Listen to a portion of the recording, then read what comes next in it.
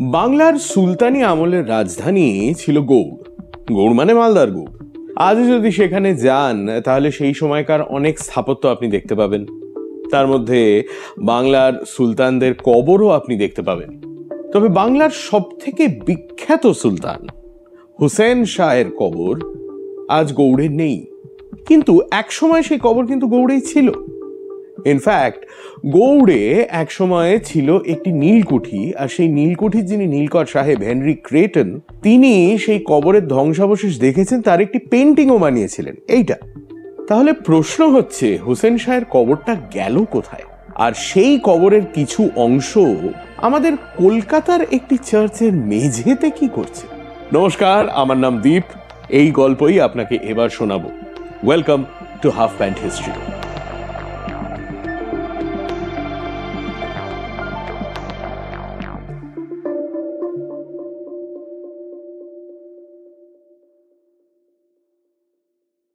একটা অন্য পেন্টিং দিয়ে শুরু করি। ছবির রেজলিউশনটা খুব একটা হাই নয়, I am sorry about that. আর এই পেন্টিংটা কার করা সেটাও কেউ জানে না। তবে এই পেন্টিংয়ে দুটো ইম্পর্টেন্ট জিনিস দেখা যাচ্ছে। এক হচ্ছে এই চার্চটা, আর দ্বিতীয় হচ্ছে তার উল্টো দিকের এই দুর্গটা। এই চার্চটা হচ্ছে কলকাতায় ইংরেজদের তৈরি করা প্রথম চার্চ, যেটার নাম সেন্ট অ্যানস চার্চ। আর তার উল্টো দিকের যে দুর্গটা রয়েছে সেটা হচ্ছে কলকাতার প্রথম ফোর্ট উইলিয়াম বা ওল্ড ফোর্ট উইলিয়াম। এগুলো এখন কোথায়? এই দুটো স্ট্রাকচারের মধ্যে একটাও এখন আর নেই। সেন্ট অ্যানস চার্চ যেখানে ছিল সেখানে দাঁড়িয়ে রয়েছে আজকের রাইটার্স বিল্ডিং, আর দুর্গটা যেখানে ছিল তার দক্ষিণ দিকের কোণে, মানে এই জায়গাটায় হচ্ছে আজকের জিপিও। দুর্গের উল্টো দিক দিয়ে সেন্ট অ্যানস চার্চের পাশ দিয়ে যে রাস্তাটা গেছে সেই রাস্তাটা তো আজও রয়েছে। সেই রাস্তাটা দিয়ে যদি আপনি সোজা এগোন তাহলে বিবি গাঙ্গুলি স্ট্রিট এবং আলটিমেটলি শেয়ালদা। এই রাস্তাটাকে তখন বলা হতো দি অ্যাভিনিউ ইস্টওয়ার্ডস। এই সেন্ট অ্যানস চার্চের ব্যাপারে আমরা কি জানি? কলকাতা এক সময়ে থাকতেন ক্যাপ্টেন আলেকজান্ডার হ্যামিল্টন।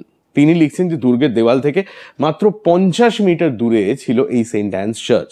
আর প্রত্যেক রবিবার সকালবেলা ফোর্ট উইলিয়ামের গভর্নর এবং তার সাঙ্গপাঙ্গরা একটা প্রসেশন করে দুর্গ থেকে হেঁটে হেঁটে এই চার্চে যেতেন মাস অ্যাটেন্ড করতে। কিন্তু এই চার্চটা গেল কোথায়? 1756 সালে বাংলার নবাব সিরাজউদ্দৌলা কলকাতা আক্রমণ করে না। যে রাস্তাটার কথা হচ্ছিল বিবি গাঙ্গুলি স্ট্রিট, সেই রাস্তাটা দিয়েই কিন্তু উনি এইখানে এই পুরনো ফোর্ট উইলিয়াম পর্যন্ত আসেন। ফোর্ট উইলিয়ামের কাছাকাছি পৌঁছে নবাবের সেনারা দেখে, বাহ, এ তো বেশ সুবিধে। দুর্গের ধারেই একটা চার্চ রয়েছে, আর চার্চের একটা উঁচু স্টিপল রয়েছে। এবার এইরকম একটা স্টিপলের ওপরে যদি আপনি কয়েকটা মাস্কেট নিয়ে উঠতে পারেন তাহলে তো আপনি দেওয়াল টপকে একেবারে ফোর্টের ভেতরে গুলি করতে পারবেন। ইনফ্যাক্ট এরকম কয়েকটা ঘটনা ঘটেও ছিল। 1756 লালদিঘিতে যুদ্ধ চলছে, ওদিকে ফোর্ট উইলিয়ামের ভেতরে এমার্জেন্সি মিটিং ডাকা হয়েছে। সেই মিটিং মাঝখান থেকে বন্ধ হয়ে গেল। কেন না, একটা কামানের গোলা জানলা টানলা দেওয়াল টেওয়াল ভেঙে একেবারে ঘরের মধ্যেই এসে পড়েছে। কল্পনা করুন আপনি। তো এই যে ব্যাটল অফ লালদিঘি ইন 1756, সেই যুদ্ধে এই চার্চটা প্রায় সম্পূর্ণভাবে ধ্বংস হয়ে যায়। তারপরে নতুন চার্চ তৈরির গল্প বলার আগে আপনাকে একটা ম্যাপ দেখাই। এই হচ্ছে ম্যাপ। দেখুন, পুরনো ফোর্ট উইলিয়াম দেখা যাচ্ছে, তার পাশেই সেন্ট অ্যানস চার্চ দেখা যাচ্ছে। এবার যদি আমরা একটু ফার্দার সাউথ চলে আসি তাহলে দুটো জিনিস খেয়াল করুন। এক হচ্ছে বেরিয়াল গ্রাউন্ড, আর তার পাশেই হচ্ছে গান পাউডার ম্যাগাজিন। এই যে গোরস্থানটা, যে বেরিয়াল গ্রাউন্ডটা, এটা ছিল কলকাতার প্রথম ইংরেজ গোরস্থান। আর তখন ফোর্ট উইলিয়াম, পুরনো ফোর্ট উইলিয়ামকে ঘিরে তৈরি হয়েছিল কলকাতার হোয়াইট টাউন। যত বড় লোক ইংরেজ যারা আছেন তারা সবাই ফোর্ট উইলিয়ামের আশেপাশেই নিজেদের বাড়িগুলো তৈরি করেছিলেন। তার ফলে কাছাকাছি বেরিয়াল গ্রাউন্ডটাও হয়েছিল। কিন্তু আলটিমেটলি দুটো সমস্যা হলো। এক হচ্ছে অফকোর্স তখনকার দিনে প্রচুর ইংরেজ কলকাতায় এসে মারা যেতেন, কারণ ট্রপিক্যাল ডিজিজ ইত্যাদির ব্যাপারে তত জ্ঞান আমাদের ছিল না। অ্যান্টিবায়োটিক নেই, পেনিসিলিন নেই, কাজেই ভারতের মতো দেশে ইংল্যান্ড থেকে এসে সার্ভাইভ করা ইজ ডিফিকাল্ট। তাতে বেরিয়াল গ্রাউন্ডটা হু করে ভরে যেতে লাগলো। আর অন্য যেটা সমস্যা সেটা হচ্ছে, আপনি কল্পনা করুন একটা হোয়াইট টাউন আপনার তৈরি হয়েছে, তার একেবারে মধ্যিখানে হচ্ছে গোরস্থান, আর প্র্যাকটিক্যালি প্রত্যেক দিন কেউ না কেউ মারা যাচ্ছে, আর গোটা টাউনের লোকজন প্রত্যেক দিন দেখছে টাউনের মাঝখান দিয়ে একটা প্রসেশন গিয়ে কাউকে না কাউকে একটা কবর দেওয়া হচ্ছে। এটা যদি দিনের পর দিন হতে থাকে তাহলে সাহেবদের ভয় ছিল যে তাহলে ইংল্যান্ড থেকে আর কেউ কলকাতায় এসে কাজ করতে চাইবে না, কারণ তাদের মনে হবে যে প্রত্যেক দিনই কেউ মারা যাচ্ছে, আমরা গেলে আমরাও পটল তুলব। তো তখন একটা সাজেশন দেওয়া হলো যে এই ব্যারিয়াল গ্রাউন্ডটা যেমন আছে তেমন থাকুক, তবে আমরা একটা নতুন গোরস্থান তৈরি করি যেটা সিটি লিমিটসের বাইরে। আপনি ভেবে দেখুন কলকাতা তখন কত ছোট ছিল যে পার্ক স্ট্রিট ছিল সিটি লিমিটসের বাইরে। পার্ক স্ট্রিটের এক প্রান্তে তৈরি করা হলো আজকের সাউথ পার্ক স্ট্রিট সেমেট্রি, এবং তাছাড়াও আরো 3টে গোরস্থান। তাই জন্যই পার্ক স্ট্রিটের পুরনো নাম ছিল ব্যারিয়াল গ্রাউন্ড রোড। এবার এটা এতটাই তখন সিটি লিমিটসের বাইরে, এতটাই দূরে যে কলকাতা যিনি বিশপ ছিলেন, যখন কবর দেওয়া হবে তখন তো বিশপকে থাকতে হবে, তিনি বলেছিলেন যে দেখো বাবা, তোমরা ওইখানে গোরস্থান বানিয়েছো, আমাকে প্রত্যেকটা কবর দেওয়ার জন্য ওখানে যেতে হবে, ইস্ট ইন্ডিয়া কোম্পানি আমাকে পয়সা দেবে যাতে আমি ঘোড়ার গাড়ি, ঘোড়া, সহিস এসব মেনটেন করতে পারি। So this was the old burial ground. 1756 সিরাজউদ্দৌলার সঙ্গে যুদ্ধে সেন্ট অ্যান্স চার্চ তো ধ্বংস হয়ে গেল। তারপর 1757 সালে ক্লাইভ আর ওয়াটসন এর নেতৃত্বে ইংরেজরা ফিরে আসে, তারা কলকাতা আবার দখল নেয়, এবং অফকোর্স সেই বছর গরমকালে পলাশিতে যুদ্ধ হয়, সিরাজউদ্দৌলা হেরে যান, ইত্যাদি ইত্যাদি। কিন্তু এবার একটা শহরে ইংরেজরা রয়েছে, সেখানে চার্চ নেই, তো সার্ভিসগুলো কোথায় হবে? রোববারের মাসটা কোথায় হবে? কলকাতায় তখন চার্চ বলতে আর বোধহয় দুটোই ছিল, এক হচ্ছে আর্মেনিয়ান চার্চ, আর একটা হচ্ছে ক্যানিং স্ট্রিটের কাছে পর্তুগিজ চার্চ। আর্মেনিয়ানদের ইংরেজরা খুব একটা ঘাঁটাতো না, এবার তার কারণ বোধহয় আর্মেনিয়ানরা ব্যবসাদার লোক, তো বোধহয় প্রচুর পয়সা, ইনফ্লুয়েন্স ইত্যাদি ছিল। তাছাড়া তাদের মধ্যে আবার গুরগিন খানের মতো লোকজন ছিল যারা বাংলার নবাবের সেনাপতি হয়ে গেছিল পরে, তো আর্মেনিয়ান চার্চকে ওরা ঘাঁটায় না। কিন্তু কলকাতায় যে সমস্ত পর্তুগিজ থাকতো তাদের ইংরেজরা খুব একটা তোয়াক্কা করতো না, কাজেই তারা যেটা করলো সেটা হচ্ছে পর্তুগিজদের এই তোমরা ভাগো তো বলে তাড়িয়ে দিয়ে তাদের চার্চটা দখল নিয়ে নিল। Church of England Protestant, Portuguese church Catholic. প্রোটেস্ট্যান্টদের রবিবারের সার্ভিস কোথায় হচ্ছে না একটা জবরদখল করা ক্যাথলিক চার্চের ভেতরে। এই ব্যবস্থা চলে 3 বছর, কিন্তু তারপর দুটো জিনিস হয়। East India company board of ডিরেক্টরসের তরফ থেকে বলা হয় যে না, এইভাবে একজনের চার্চ জবরদখল করে রাখাটা অন্যায়। আর দ্বিতীয় হচ্ছে পর্তুগিজ চার্চের তখন যেটা স্ট্রাকচার ছিল সেটা প্রচন্ড ড্যাম্পের প্রবলেম হতো, তো পর্তুগিজদের তাদের চার্চ আলটিমেটলি ফিরিয়ে দেওয়া হলো। ফিরিয়ে দিয়ে ইংরেজদের জন্য অস্থায়ীভাবে একটা চ্যাপেল তৈরি করার ব্যবস্থা করা হলো। পুরনো ফোর্ট উইলিয়াম যেখানে ছিল তার পূব দিকের যে দেওয়াল, সেই দেওয়াল ঘেঁষেই এই নতুন চ্যাপেলটা তৈরি করা হয়, এবং আগামী 27 বছর এই চ্যাপেলটাই কিন্তু প্রেসিডেন্সির প্রধান চার্চ অফ ইংল্যান্ড সার্ভিসের জন্য জায়গা ছিল। 1770 সালে কলকাতায় উইলিয়াম জনসন বলে একজন পাদ্রী আসেন, এবং তিনি উদ্যোগ নেন এই নতুন চার্চ তৈরি করার ব্যাপারে। মানে আর কতদিন ধরে একটা মেকশিফট চ্যাপেলে কাজ চলবে? একটা চার্চ ছিল, সেটা ধ্বংস হয়ে গেছে, ভালো করে আমরা একটা নতুন চার্চ বানাবো। চার্চ বানানোর জন্য প্রথমত তো প্রচুর পরিমাণ টাকার দরকার। তো উইলিয়াম জনসন একটা লটারি অর্গানাইজ করলেন, সেটা থেকে 30,000 টাকা উঠলো। তাছাড়া কলকাতার বিখ্যাত ব্যবসায়ী ছিল অমি চাঁদ। অমি চাঁদ এইসব ঘটনার কয়েক বছর আগে মারা গেছে, কিন্তু সে উইল করে কিছু টাকা ওই ফর চ্যারিটেবল পারপাসেস দান করে গেছিল আর কি। অমি চাঁদের উইলের এক্সিকিউটর নাকি ছিল আর একজন বিখ্যাত ব্যবসায়ী যার নাম হুজুরিমল। সেই হুজুরিমল নাকি অমি চাঁদের টাকা থেকে আরো 30,000 টাকা উইলিয়াম জনসনকে দিয়েছিল এই চার্চ তৈরির জন্য। তাছাড়াও পাবলিক সাবস্ক্রিপশন যেটাকে তখন বলা হতো, মানে লোকের কাছে আপনারা মুক্ত হস্তে দান করুন, এই জাতীয় কথাবার্তা বলা হলো আর কি। তো প্রচুর লোকে টাকা ফাঁকা দিল। এইবারে প্রশ্নটা হচ্ছে, নতুন চার্চ যে তৈরি হবে, কোথায় তৈরি হবে? জমিটা কোথায় পাওয়া যাবে? আপনাকে আমি ম্যাপটা দেখিয়েছিলাম। ওল্ড ব্যারিয়াল গ্রাউন্ড এর পাশেই ছিল একটা গান পাউডার ম্যাগাজিন, বারুদ ঘর। এই বারুদ ঘরের জায়গাটা ততদিনে কিন্তু ইস্ট ইন্ডিয়া কোম্পানি নিলামে বেচে দিয়েছে। বারুদ ঘরের জমিটা কিনেছিলেন শোভাবাজার রাজবাড়ির রাজা নবকৃষ্ণদেব। এবার আমি যেসব ইংরেজি সোর্সেস পড়ছি সেখানে কিন্তু লেখা আছে যে রাজা নবকৃষ্ণদেব এই জমিটা ওয়ারেন হেস্টিংসকে বিক্রি করেন ফর 10,000 রুপিস, 10,000 টাকা। অথচ আপনি যদি এখন ওই চার্চে যান তাহলে আপনি কিন্তু দেখবেন তার বাইরে একটা ফলক লাগানো আছে যেটাতে লেখা আছে যে রাজা নবকৃষ্ণদেব নাকি জমিটা দানে দিয়ে দিয়েছিলেন। এর মধ্যে কোনটা সত্যি? যেহেতু আমি যে ইংলিশ সোর্সেসগুলো পড়ছি সেগুলো আরো পুরনো, চার্চের গায়ে যে ফলকটা লাগানো আছে সেটা অপেক্ষাকৃতভাবে নতুন। আমার মনে হয় the English sources R a little more trustworthy. তো যাই হোক, বেঁচেই থাকুন বা দিয়েই থাকুন, জমিটা ওয়ারেন হেস্টিংসের হাতে এলো এবং তিনি সেটা ইস্ট ইন্ডিয়া কোম্পানিকে হস্তান্তর করলেন নতুন চার্চ তৈরির জন্য। বেঙ্গল ইঞ্জিনিয়ার্স এর লেফটেন্যান্ট অ্যাগ হলেন এই চার্চের আর্কিটেক্ট। তিনি একটা নতুন চার্চ ডিজাইন করলেন, কিন্তু ডিজাইনে একটা সমস্যা রয়েছে, সেটা হচ্ছে চার্চটা পশ্চিমমুখ।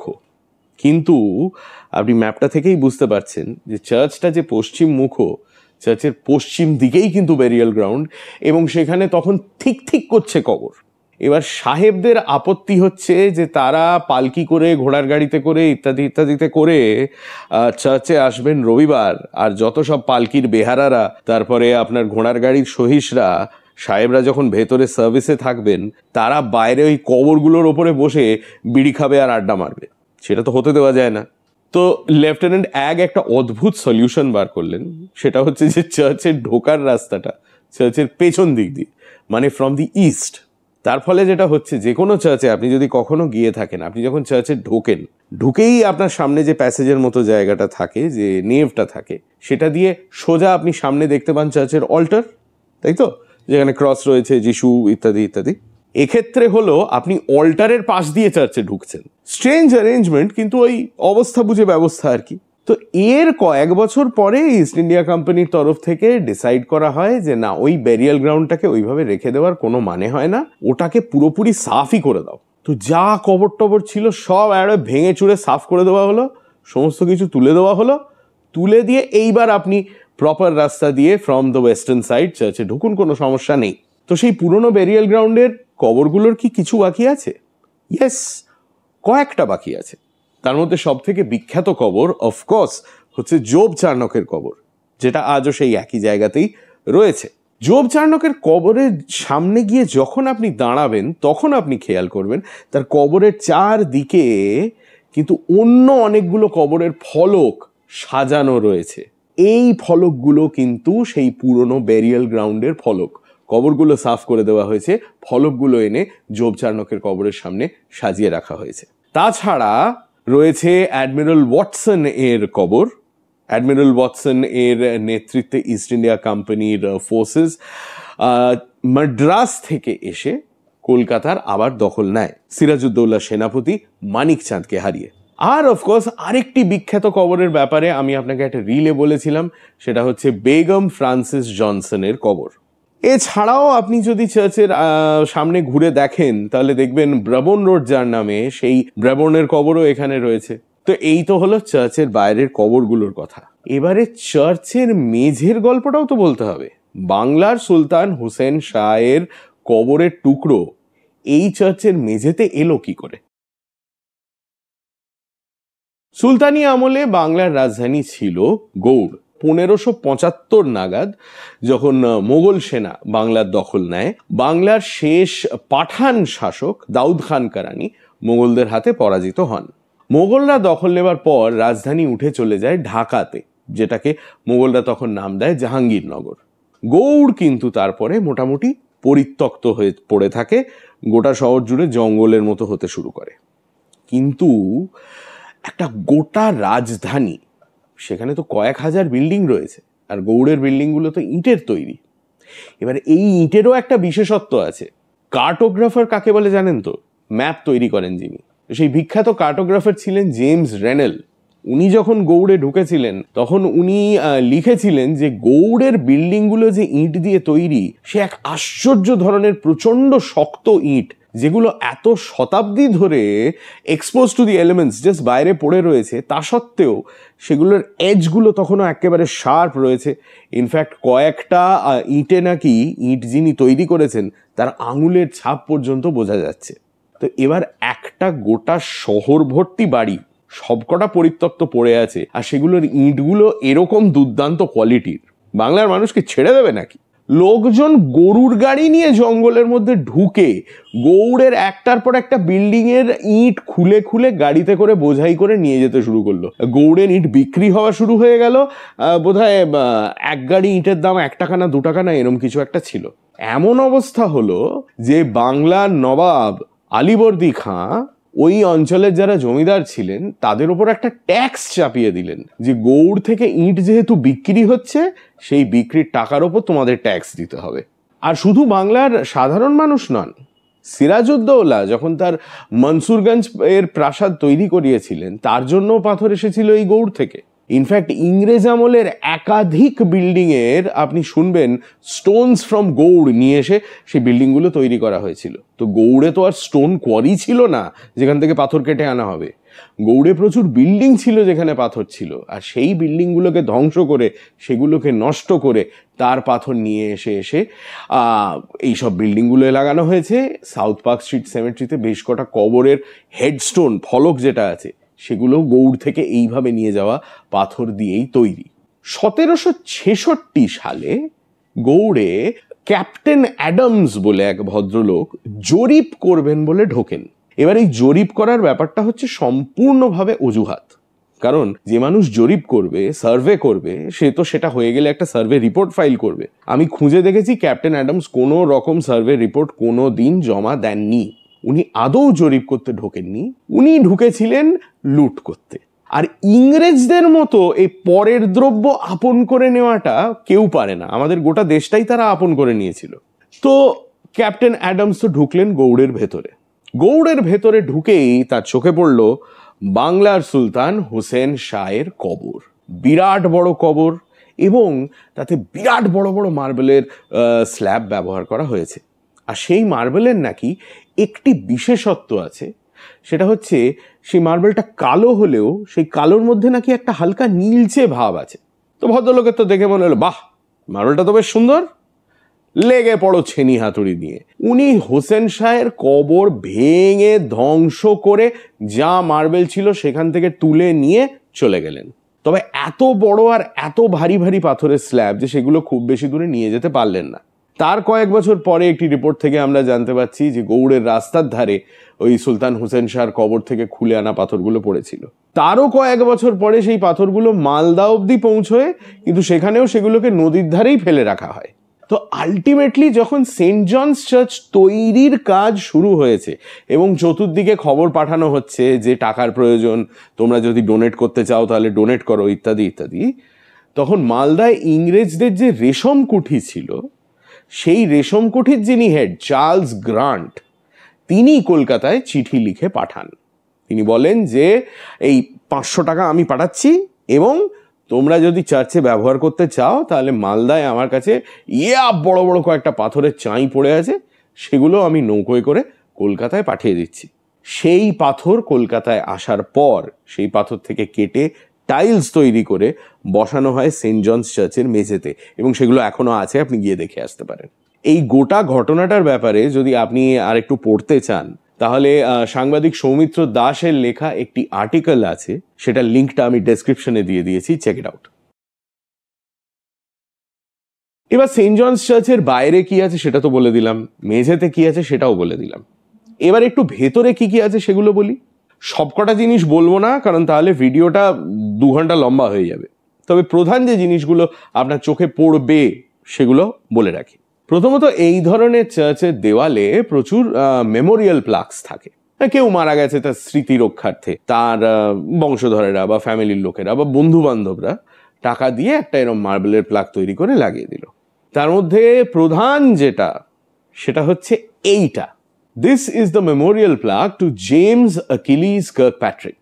James Achilles Kirkpatrick ছিলেন ইস্ট ইন্ডিয়া কোম্পানির resident in the court of the Nizam in Hyderabad, এবং তাকে নিয়েই উইলিয়াম ড্যালরিম্পল লিখেছিলেন তার বই হোয়াইট মুঘলস। কার্কপ্যাট্রিক হায়দ্রাবাদে একটি মুসলমান মেয়ের প্রেমে পড়েন, তাকে বিয়ে করেন, এবং তারপরে ইস্ট ইন্ডিয়া কোম্পানির হয়ে কাজ না করে উনি একটু নিজামের হয়ে কাজ করা শুরু করেন আর কি। এবারে এই নিয়ে অফকোর্স ইস্ট ইন্ডিয়া কোম্পানি তো খুব একটা খুশি হয় না, তার চাকরি যায়, তাকে কলকাতায় ডেকে পাঠানো হয়, এবং 1805 সালে কলকাতায় তিনি মারা যান 41 বছর বয়সে। মানে আমার এখন যা বয়স তার থেকেও কম বয়সে উনি মারা গেছিলেন। ওর কবর ছিল নর্থ পার্ক স্ট্রিট সেমেট্রিতে, সেই কবরটা এখন আর নেই। কলকাতায় জেমস অ্যাকিলিস কার্কপ্যাট্রিকের স্মৃতিচিহ্ন বলতে এই একটি ফলকই রয়েছে। যতগুলো মেমোরিয়াল প্লাক আছে তার মধ্যে সব থেকে সুন্দর নো ডাউট হচ্ছে আলেকজান্ডার কলভিনের মেমোরিয়াল প্লাকটা। এইটা অসাধারণ সুন্দর একটি স্কাল্পচার রয়েছে এখানে। আলেকজান্ডার কলভিন একজন ব্যবসায়ী ছিলেন, তার কবর এখন আপনি গিয়ে দেখতে পারেন সাউথ পার্ক স্ট্রিট সেমেট্রিতে আছে। তবে এই যে স্কাল্পচারটা, এই যে একটা মেয়ে খুব ক্লান্ত হয়ে একটা মাদুরের ওপর বসে আছে, এই স্কাল্পচারটা করা হচ্ছে রিচার্ড ওয়েস্টম্যাকটের।